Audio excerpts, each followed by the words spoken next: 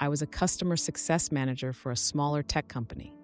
The company had been doing okay, but had decreased profits by 2% this year, rather than increasing by double digits year after year.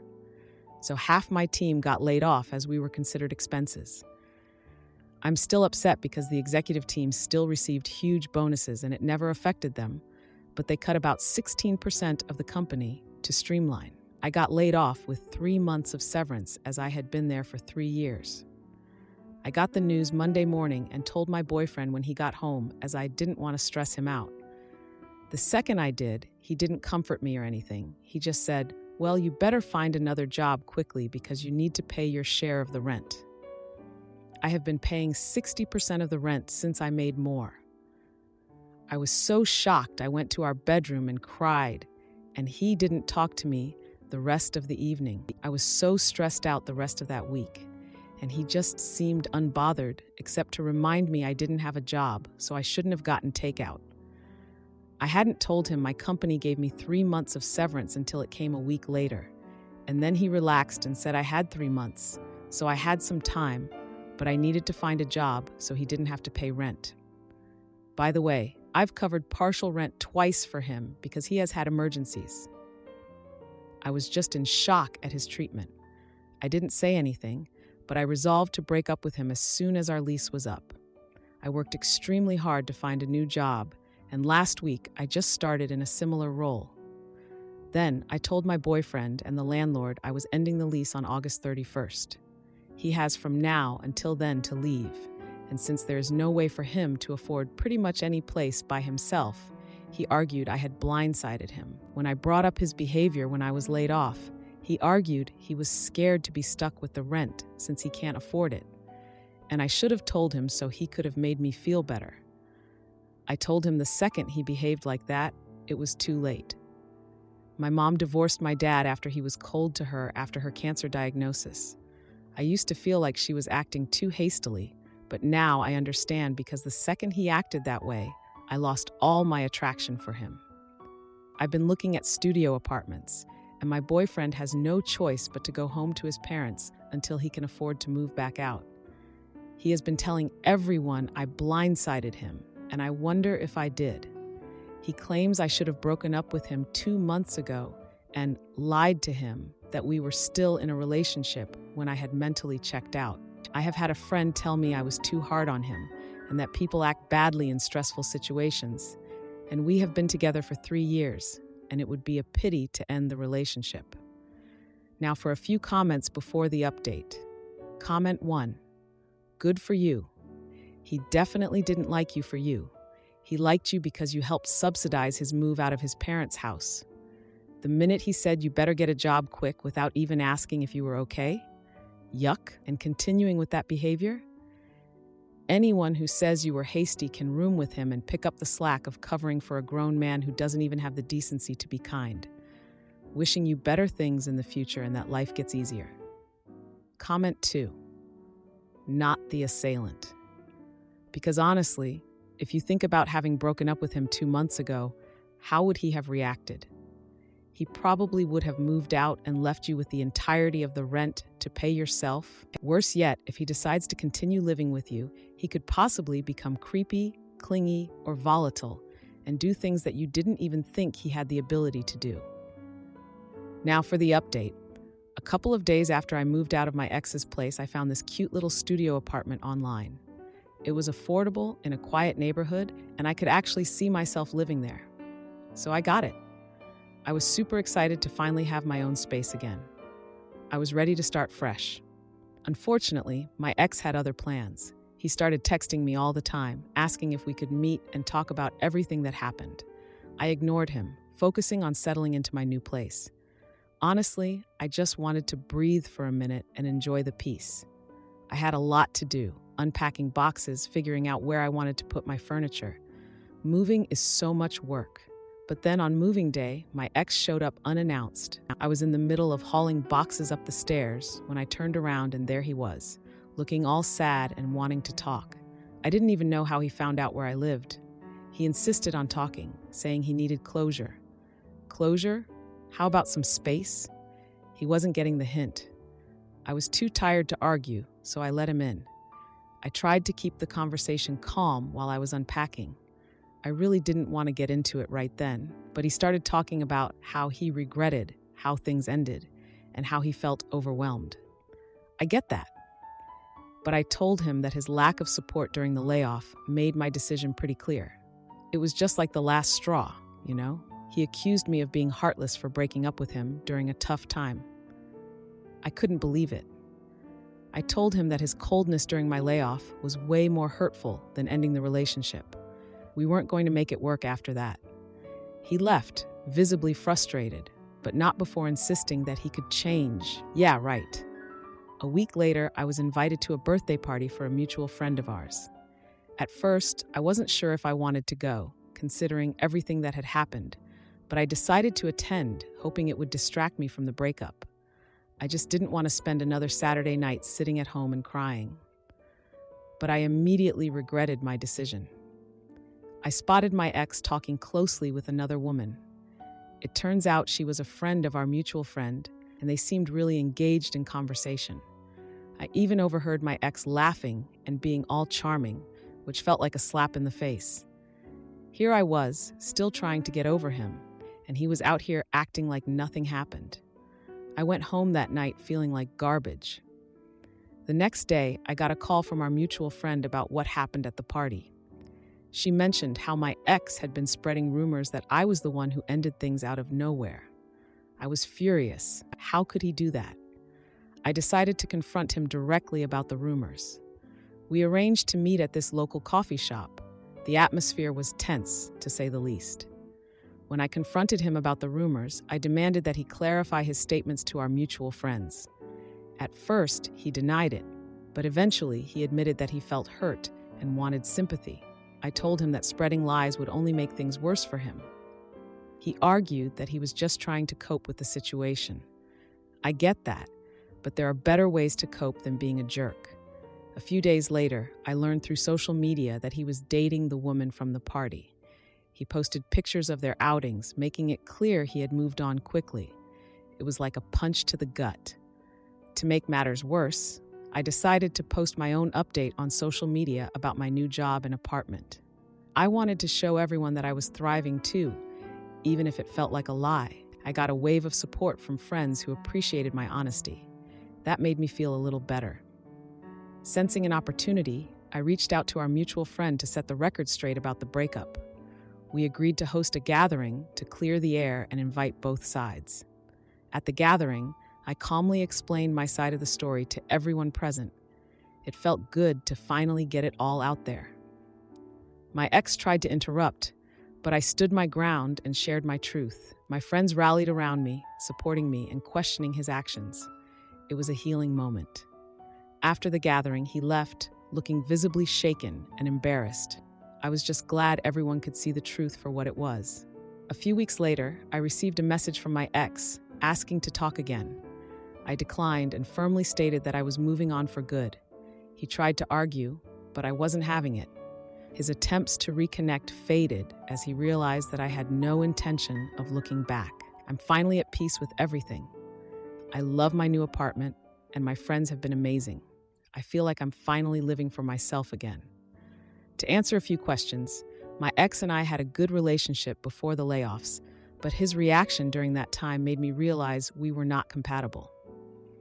The new job is a great fit, and the apartment feels like home.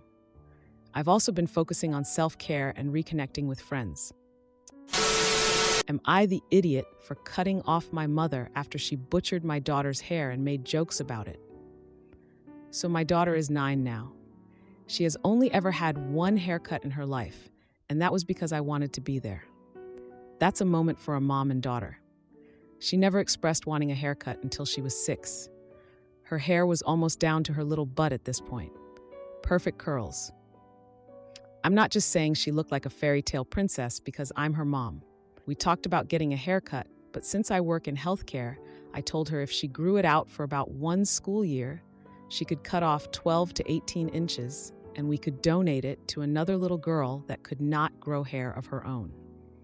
She loved that idea and measured her hair all the time, not accurately, but I was excited for her excitement. She was within a few inches of being able to donate 18 inches and still have a shoulder-length cut, accounting for the curls losing weight and her hair being visually shorter because of this. Her grandma took her older brother to get a trim. He also had his head shaved at a barber as a 2-year-old by her, and I was also very upset. I digress. She decided this was the perfect time for my daughter to get a trim, even though I had also said no to that, as I had been trimming her ends to keep the donation portion at its best. She let the barber cut her hair so short it barely covered her ears. Curly hair needs weight to not become a complete electrocuted-looking dandelion without products, which I didn't want to put on a kid. It's taken me my entire life to understand how to take care of our bizarre hair type. Curly heads will understand. Her dad brought her home, and I sobbed. I didn't let my daughter see how sad I was because I didn't want her to think I was upset about how she looked. Of course, she's beautiful with no hair. I was sad I missed that moment with her. I was sad all of our work and her excitement to help another little girl was laying in 2-inch sections on a barbershop floor. To add, my kids, cousins on that side, also had curly hair that looked like a sample board of poodle cuts, because the grandma in question was in charge of their haircuts. The aforementioned cut to my son's hair was a week after I paid a high-end salon to give him his first haircut, and he looked like a baby model, but she said it made him look like an extremist. He has gorgeous curly hair as well. So I went a week or two without talking to her so I wouldn't be angry or overly emotional. I told her I was upset. She took her first haircut away from me, not even mentioning how she completely disregarded the fact that she trashed years of growth.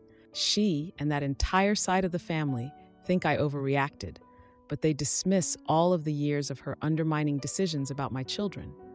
Her apology was that I was upset, not for cutting her hair when I said no. I wasn't mean, I didn't yell, and the few times I have seen her, I am polite, even though I remember the absolute crushing blow I felt when she brushed me off and said I was getting upset about nothing and there will be so many haircuts in her life. I explicitly said no haircut when asked by her and her daughter with the poodle children.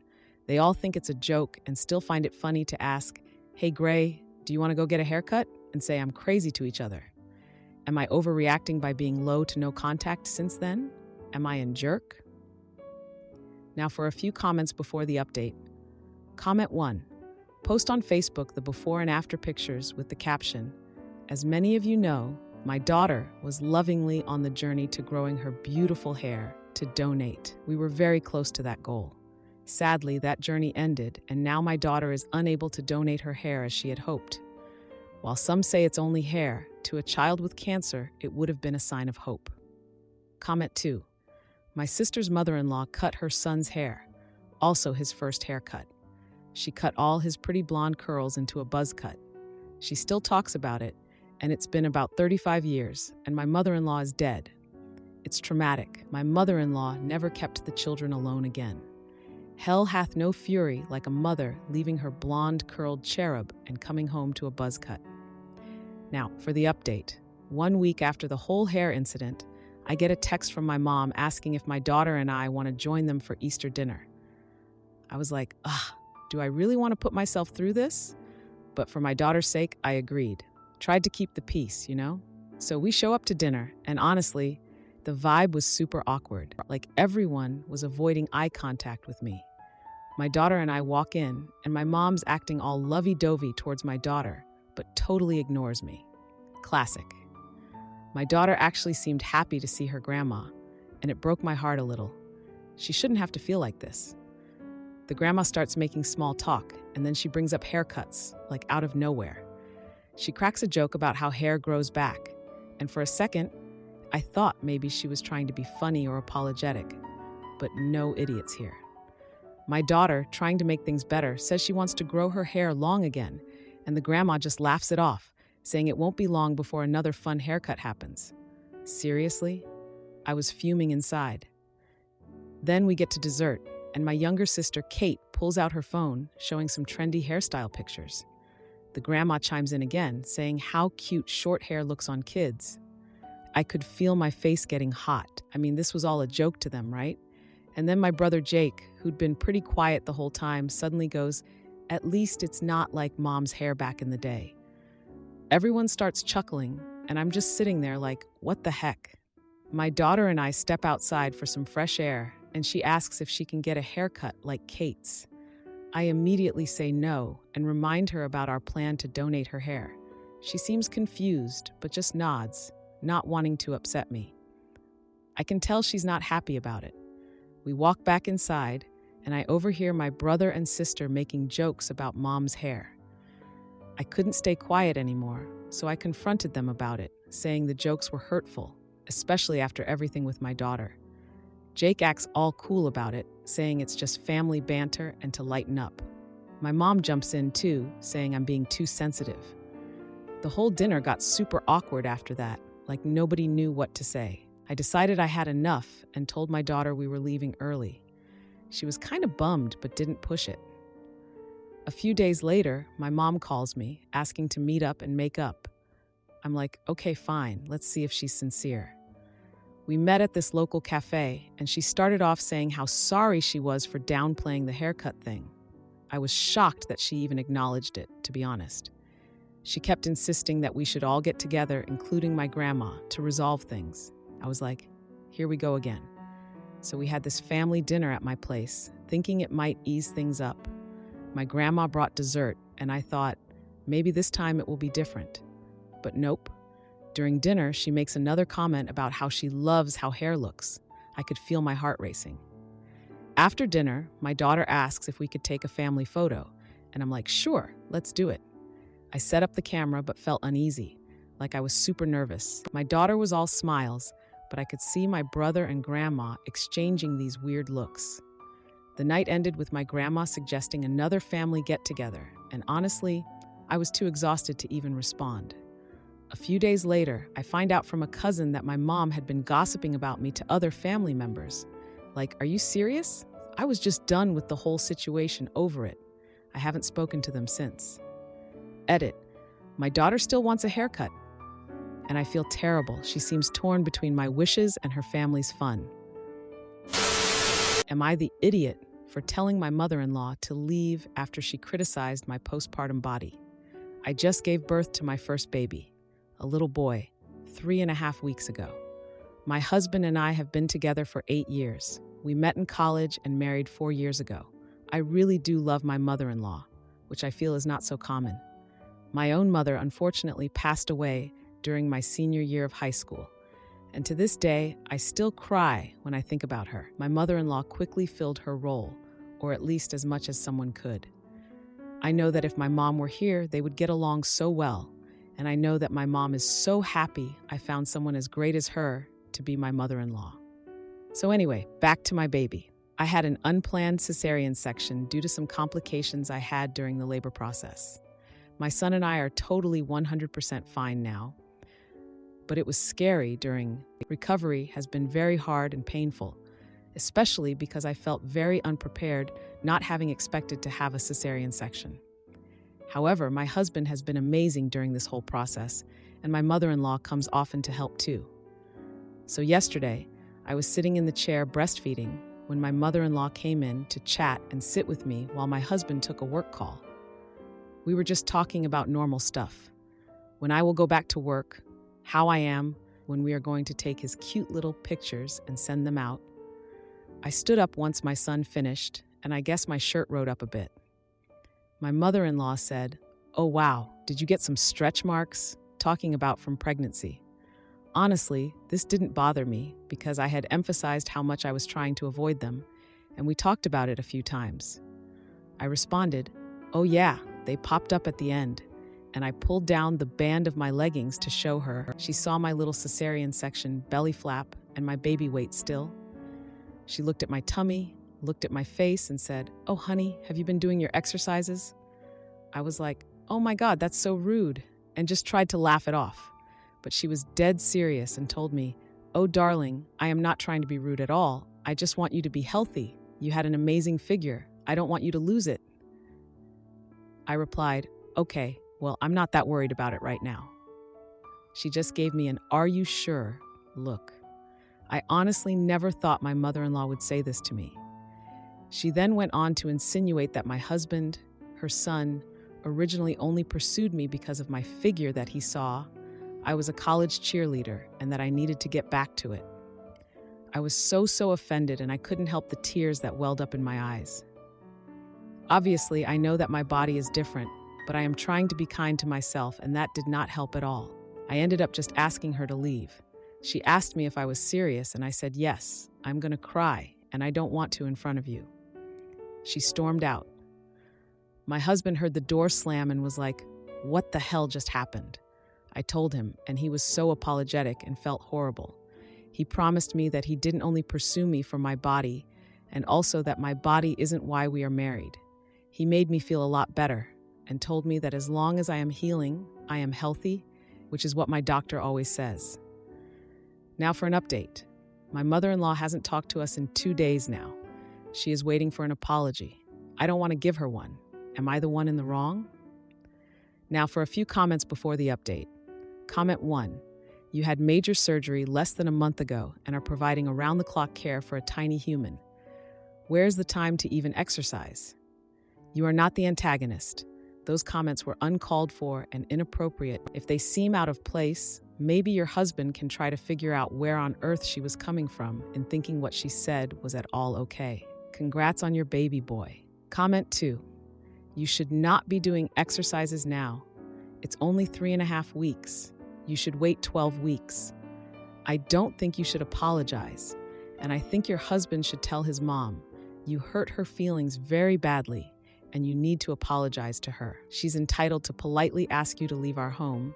She doesn't need to apologize for telling you the visit is over. Now, for the update. It's been 3 weeks since the whole mess with my mom-in-law. Life kinda just went on. My husband, on the other hand, has been visiting his mom more often. Like way more. I get it, she's his mom, but it just feels like he's trying to fix things between us faster than I am. He said they had a heart-to-heart about everything. I mean, I'm glad they spoke, but I was hoping it was more like a, this is how you hurt my wife kind of talk, not a let's fix everything so we can all be happy again kind of talk. So, here's the real issue. His mom thinks I overreacted. Like, girl, what? I was just starting to feel okay about everything, and now I'm back to square one. My husband isn't mad at me or anything, but he did say his mom misses me and wants to reconnect. I mean, I miss her too, or at least I used to. But right now, not so much. He suggested we have a family dinner to celebrate the baby's 1-month milestone. I guess it's an excuse to get everyone together, but I don't see what the big deal is about a 1-month birthday. Still, I went along with it. We decided to have it at our place since I'm still not up for going to her house. It's been a lot to deal with. So the night of the dinner, my mom-in-law showed up a little early with a cake and gifts for the baby. She was smiling and all, but the vibe was just off. I mean, we're all pretending everything's fine, but it's like we're walking on eggshells. We exchanged pleasantries, and she gave the baby some really cute clothes. I'll give her that. My husband asked me to help set the table while he talked to his mom. He's always been good at splitting things like that. She commented on how the baby looks like him. It was nice to hear her say something sweet. But during dinner, she had to go and bring up the incident from weeks ago. Like, seriously. She said it was just a joke, and she doesn't understand why I got so upset. My husband noticed how awkward it was getting and tried to change the subject. But she kept making these little digs about my recovery. It was like she couldn't help herself. I mean, she's a nurse. She should know what I'm going through. I excused myself to check on the baby and just needed a moment to breathe. My husband followed me and was frustrated with his mom's comments. He said we needed to have a real conversation because this wasn't working.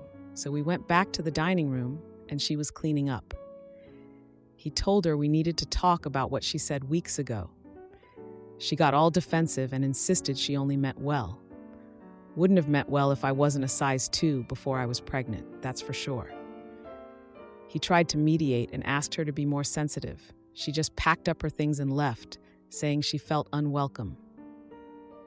My husband apologized to me for the whole thing. A few days later, I got a text from her. It was an apology, but it felt kinda insincere and vague. I showed it to my husband, and he seemed conflicted. He really wants us to give her another chance for the baby's sake, which I kinda get. But right now, I'm just not ready for that. I agreed to meet her, but only at a neutral location. We decided on a park for next weekend, just to keep things casual. We're planning to bring the baby along for the meeting, so at least we have a good excuse to leave if we need to. I guess it'll be nice to get some fresh air. Right now, I'm just preparing for this park meeting and not sure what will happen. Edit. The park meeting with my mother-in-law went as expected. She was late, and when she finally arrived, she brought a present for the baby. It was an expensive stroller, which took me by surprise. She apologized again and said she just wanted to buy something nice for her grandchild. I accepted the apology, but remained distant. We talked about neutral topics like the weather and the baby's development. It felt forced. After about an hour, we said our goodbyes and left. If you like this video, you'll probably like these too. Also, while you're here, please consider subscribing. It's your support that keeps this channel alive and allows me to make better and longer videos. Have a great day.